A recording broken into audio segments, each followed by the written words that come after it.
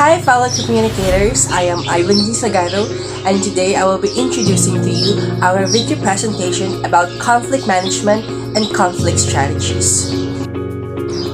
First up, we have the definition of interpersonal conflict. Take it away, Nikah. A conflict is an agreement between among connected individuals, lovers, friends, colleagues, family members perceive goals as incompatible. More specifically, a conflict occurs when people are interdependent. One person doesn't impact or affect the other person. Mutually aware that their goals are incompatible. If one person's goals is achieved, then the other person's goal cannot be achieved. Example of this is one person wants to buy a car and the other person wants to pay down the mortgage. There is the conflict situation that would not pose if the conflict of the couple has an unlimited resources, in which case they could be paying the car and pay down the mortgage. Perceive each others as interfering the attachment of their own goals. The attachment of their goals would not interfere the attachment of the other goal. Example, you want to study but your roommate wants to have a party. Next up, we have the different principles of conflict management. Okay, take it away. The significance and influence of conflict in all interpersonal interactions may be better understood if we grasp certain underlying principles of this particular form of interaction. The first principle we are going to tackle is the inevitability of conflict. Conflict is everywhere. Just like when my sister and I argue about petty things like who will wash the dishes. Or it could also be when I quarrel with the cashier who gave me the wrong change.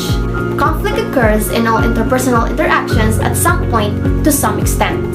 The next principle is the fact that conflict can occur in all communication forms. Whenever and wherever messages are exchanged, conflict may occur. One example that can occur is online, where sending commercial messages to those who didn't request them might create conflict.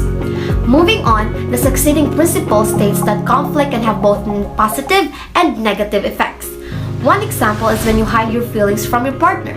You also limit meaningful talks and engagement, which creates hurdles to intimacy. On the other hand, one of the advantages of conflict is that it drives you to evaluate an issue and strive toward a viable solution. The following principle is that conflict can focus on content and or relationship issues. Conflict can arise from causes beyond the people's control or from difficulties within the relationship. Relationship difficulties might involve a younger brother who does not obey his elder brother. Additionally, another principle asserts that conflict is influenced by culture and gender. For example, in certain cultures, women are frequently referred to negatively and are viewed as less than equal. In terms of gender, males are thought to be more likely than women to disengage from a conflict scenario.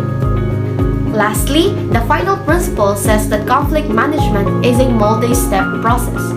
One set of steps for conflict management includes: set the stage, define the conflict, identify your goals, identify and evaluate your choices, act on the chosen choice mentally and then behaviorally, evaluate the choice as it played out, accept or reject the choice on a more permanent basis, and then wrap it up. And lastly, for my own discussion, we have the conflict strategies. In managing conflicts, you can choose from a variety of different strategies, which we will explain below. Understanding these factors may help you to select a strategy that is more efficient and more effective. We have first the win-win strategy. Try to strategize in which individuals win. Active hiding.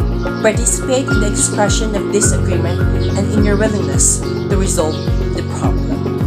Next, we have the top. One must have an open and honest communication that is very much helpful. Next, we have the face enhancing. Politeness softens most conflict strategies. And lastly, we have the argumentativeness. Argue for or against a point of view. Next, we have down to our ineffective strategies. We have first the win-lose. Avoid as much as possible strategies that are result in one person losing. Avoidance.